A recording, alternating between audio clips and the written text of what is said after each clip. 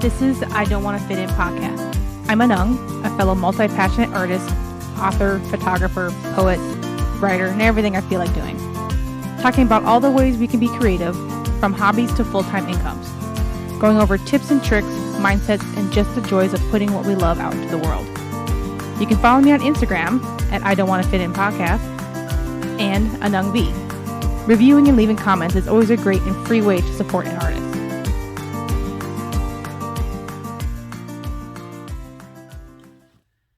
We all know, growing up, talking about people and everything else, that we get pushed a picture.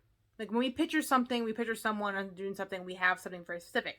And I'm glad at least in today's time, we're moving out of that way. But like, I remember growing up, people talk about being a nurse, you picture a woman. You talk about a doctor, you picture a man.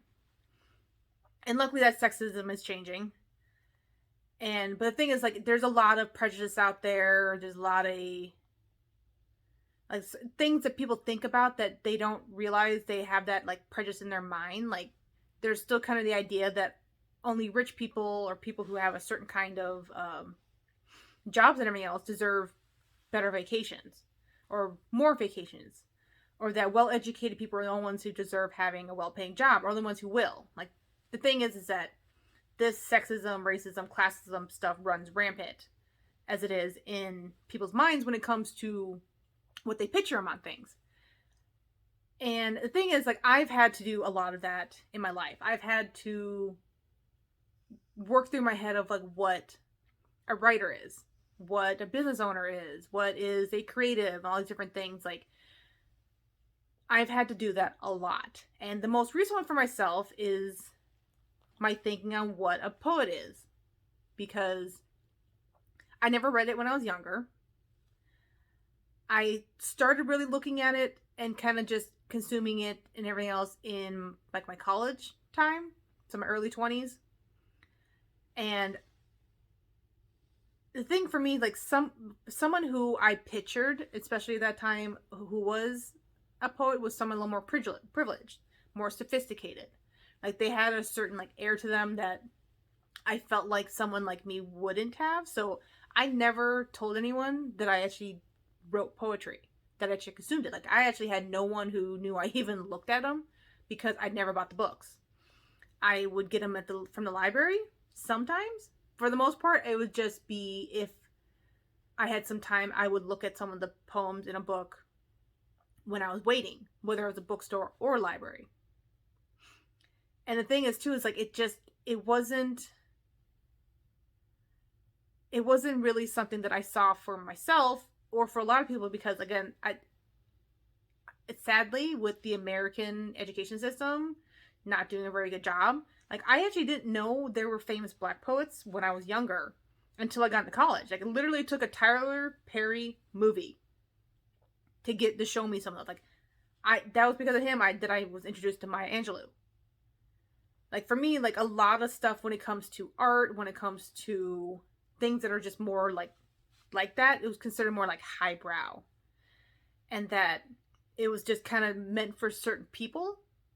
Like, it took a while, because like for me, especially when it comes to my education about it all, like, spoken word was considered less so. It might have just been kind of just the area I was in and everything else, that it wasn't as dignified as other poetry was, because like spoken poetry was more a minority person thing. It was someone who did that in like a dark bar on a quite like dinky stage kind of thing. So that wasn't really something you did it was very good. Like, it wasn't like a great thing where someone had poetry written, I don't know, carved into a stone or something.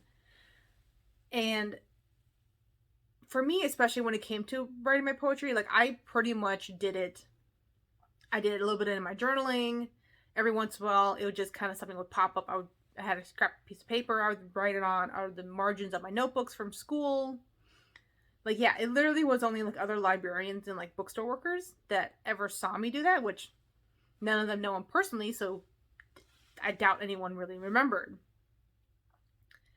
And the thing is, I never told anyone, and I never really had a reason not to, because it was something that was personal to me, and I didn't need I didn't need any validation. I didn't need anything like personal from it from anyone else. Like for me, I am very private about the things I do and I believe. But also, I never really thought that I was the demographic of someone who should be consuming poetry, let alone writing it. And I had to kind of work through that. And the thing is, it actually came as a big surprise for a lot of people that I am publishing a book. By the time this comes out, my book is already out. It's called 10. And I literally, it was a very funny thing. I was actually eating lunch with my mom, and it was just a little over a week before it was published. And I was kind of like, oh yeah, I really hadn't even told you. Like, oh yeah, I have a book coming out the next week. And she's kind of like, oh, like, what's this one about? I'm like, what's poetry? She's like, what? Why my poetry? Like, did you write this? Like, she actually wasn't sure if I like just compiled. And there's some like anthology kind of things that like I compiled other people's poetry into one thing and I just did it together. I'm like, which again, nothing's wrong with that. But she never knew that I would write poetry, whether or not I was interested in it and stuff. So, but for me, it was just, I just didn't share it. Like, I'm not gonna lie, I didn't do a very good job of marketing it either, but that was kind of one of those things of just, I needed to get it out. Because if I waited until it was right, or it felt right, or things aligned, perfectionism shit, it was never gonna go. And I would rather have it out, and I just keep marketing it, hopefully better as time goes on, that I can actually do stuff on there. Because it's still kind of things that it's hard for me to say that I'm a poet. Like, I still don't even have that on, like, my bios on anything. I don't have it on, like, my email signature. I don't have it on my Instagram. Yeah, I suppose I didn't have that either. I was supposed to change that. But because I didn't think I fit the title. That even talking about it, like, I never talked to anyone about a poem that I liked. I never shared it online, like, different stuff like that. Even when other people shared it and they discussed it. Like, it just wasn't something that I wanted to put on there.